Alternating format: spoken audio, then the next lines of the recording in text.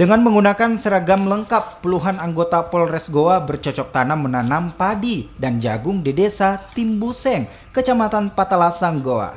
Kegiatan ini merupakan tindak lanjut dari arahan Kapolri yang meminta seluruh jajaran kepolisian menjaga ketahanan pangan dengan bercocok tanam memanfaatkan lahan kosong milik warga.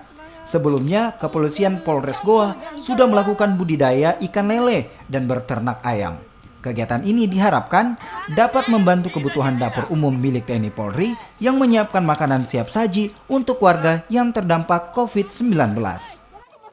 Dengan maksud untuk mendukung logistik dapur umum yang kita dirikan sebulan yang lalu, dapur umum TNI Polri, dan juga harapan kami dari hasil apa yang kami lakukan bisa kami berbagi dengan masyarakat yang berdampak akibat COVID-19.